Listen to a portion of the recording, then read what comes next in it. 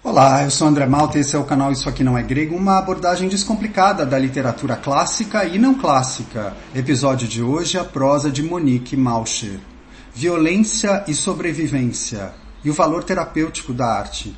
Foram nessas coisas que eu pensei depois de ler o livro de contos Flor de Gume, de Monique Malcher, publicado em 2020. É o livro de estreia da Monique, e apesar de ser apresentado assim como um livro de contos, não é um simples livro de contos e de ficção. Flor de Gume traz uma prosa extremamente subjetiva, e a maioria das histórias parecem remeter a uma história só, com cenas ou flashes do passado da autora. No fim das contas, passa a impressão de um livro muito autobiográfico, feito de memórias dolorosas, principalmente da infância e da juventude, com algumas lembranças boas também, retrabalhadas ficcionalmente. O eu feminino que talvez apareça de forma mais consistente no livro se chama Silvia e não Monique, mas sua origem em Santarém, suas experiências como alguém ligada ao Pará e à região norte, sua adaptação a Florianópolis, são todas indicações de que essa é a Monique falando de si mesma. E ela está usando a escrita, como eu disse, terapeuticamente para elaborar e curar os traumas e as feridas do passado. A gente é informado disso logo de cara porque na dedicatória está dito assim: para a menina que fui e mataram tantas vezes. Na primeira história, Monique fala da criança que ficava desequilibrada e precisava de ajuda para entrar nos barcos. A mãe, que volta a reaparecer ao longo da obra, é evocada de forma carinhosa, assim como a avó em algumas outras passagens. Mas é a segunda história, com um título interrogativo, Suas Sandálias Me Cabem, que introduz a pegada que vai ditar o tom predominante no livro, porque nessa história aparece pela primeira vez a figura do pai, com seus abusos físicos e psicológicos. De novo, o eu feminino nunca se apresenta como Monique, mas a gente acaba pensando na autora quando essa voz diz: era sacramentado nos seus pensamentos que a minha existência era uma criação sua, e por esse motivo era sua propriedade, desde as decisões como o tom de voz, o corte de cabelo ou o peso do corpo, até as escolhas de estudos, empregos e amores. Desde o começo não se trata de uma narrativa contínua, mas, como eu disse, de flashes, com elementos que vão mudando.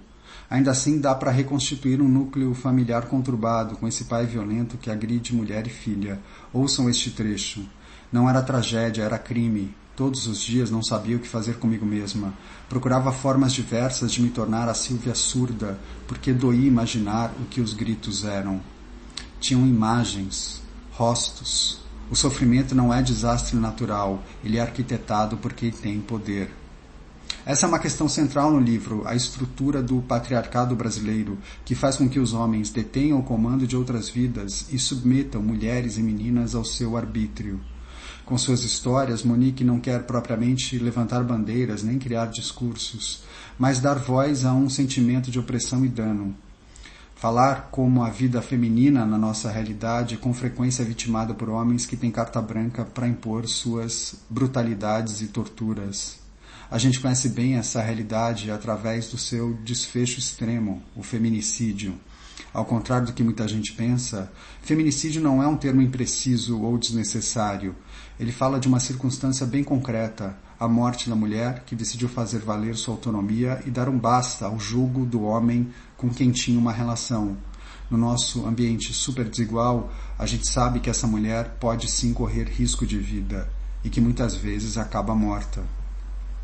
Não é de um feminicida de fato que o livro da Monique está falando através da figura do pai, mas de um feminicida em potencial, um homem que vê a mulher e a filha como extensões da sua vontade absoluta.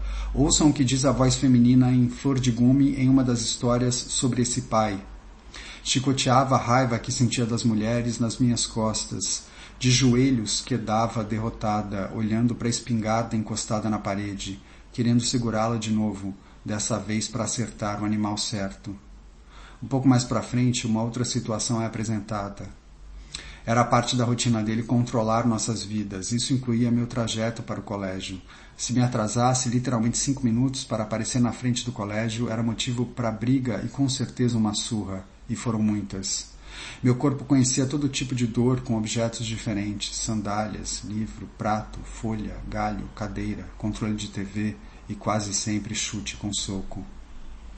O interessante é que em muitas das histórias a Monique vai trabalhando um outro lado também, de reação e autoafirmação, que pode levar essa voz feminina a dizer a certa altura, interpelando a figura paterna: você me matou tantas vezes, deixa eu matar você uma vez só, por favor. Esse ódio, de uma forma que é bem real, continua a conviver com um medo também permanente, mesmo depois de ter se livrado do controle paterno. Às vezes ainda espero o chute na costela, o tapa na cabeça, o soco na barriga, o chute no cu. Não porque quero, mas porque sinto que você ainda está aqui na violência que entra pela fresta da porta antes de eu dormir. Eu diria que à medida que a gente avança em direção ao fim do livro, vai crescendo nessa voz feminina o desejo de matar, ainda que não no plano real, esse pai. Ouçam, eu sempre quis lhe matar, envenenado, pensava. Quando você engasgava, demorava para oferecer água. Quis que não acordasse, e você viveu, mas eu morri muitas vezes. As histórias vão sendo construídas num crescendo, até chegarmos ao trecho. Tentei ser a merda de um homem, mas sou mulher, e morri tantas vezes, mas voltei metralhadora, estilingue, faca. Acredito em mim, acredito nas mulheres, pobres, fudidas, trans, travestis, pretas, indígenas, sobreviventes, ribeirinhas. Acredito na minha mãe, tias, avós, amigas. Acredito nessa maldição que eu sou, que linda maldição. Mas Flor de Gume não é só esse acerto de contas com um pai ficcionalizado. Tem mais coisa nessas histórias envolventes e jamais pedantes ou postiças. Sim, às vezes bem pesadas, mas outras vezes comoventes. Por exemplo, essa mesma voz feminina que se ressente do mal que o pai lhe fez fala sobre a descoberta da homossexualidade. Numa das histórias, uma ligação telefônica com a mãe, ela pode dizer: você chorou quando eu disse que gostava de mulher, mas depois viu que era lindo a gente amar a mulher. Ou numa outra história, a gente se depara com um trecho assim: mesmo sendo uma mulher adulta, ainda me pego nervosa, um pouco perdida quando estou perto de uma mulher que admiro, porque foram muitos anos admirando homens que não tinham lá tanta coisa para se admirar, mas eu era muito boa em criar ficções e aglutinar uma a uma aos corpos masculinos. É uma outra linguagem, como se eu tivesse evoluído muito, como se eu tivesse aprendido e aprendi a me amar cada vez que amo tão intensamente uma mulher. Saindo dessa voz praticamente onipresente no livro, algumas outras histórias nos tiram um pouco do conflito familiar, como a mais longa, que trata de racismo e se chama Um Sorriso que Atravessa o Asfalto. Tem também uma chamada Elo, breve cena teatral onde duas mulheres dialogam. É possível até identificar um narrador masculino no conto Ilha do Rato. São histórias bem contadas que ajudam a modular um pouco o tom geral, mas que na minha visão criam um certo ruído na organização geral da obra.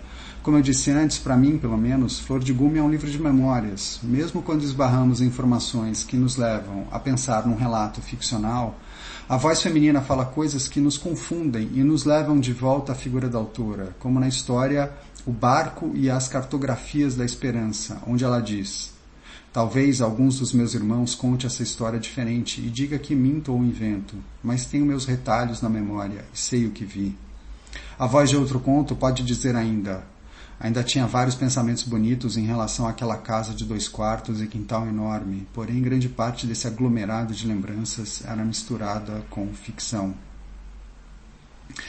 E com o título Camadas das Memórias em Lágrimas reforça o lado autobiográfico, abrindo-se assim: é angustiante querer falar quando a ferida na língua ainda está crescendo. Sinto que as palavras que preciso colocar em algum lugar são tão ácidas que impedem o próprio ato de falar. Pensei que falava demais, que fosse comunicativo o suficiente para escrever. Era uma criança normal, feliz. Afinal, criança que fala é porque está bem, muito bem. E fingi acreditar nessa estabilidade, mas sabia que em algumas moléculas já se escondiam pequenas dores que iam construindo um buraco profundo em que as palavras tentavam dar conta, mas as que ficavam na superfície, as que transbordavam, não eram ainda as que poderiam me curar ou contar a minha história. É quase automático pensar que a voz que diz mais de uma vez que chegou a Santa Catarina, vindo do norte, é a voz da Monique, que é a Monique que diz: lembro de tudo, sempre e vou remoendo, triturando lembranças. O problema maior do livro, a meu ver, acaba sendo então essa mistura um pouco confusa. Faltou maior coesão em torno do centro memorialístico, ou um trabalho no sentido contrário, acentuando o lado ficcional. Flor de Gume, como conjunto, acaba sendo um livro meio disperso, que teria ganhado com uma edição mais consistente, mas mostra uma prosa sensível e capaz de desferir porradas muito necessárias, que ecoam e ultrapassam a experiência pessoal da Monique, qualquer que tenha sido ela no mundo real. Eu fico por aqui, obrigado por ouvir e até a próxima.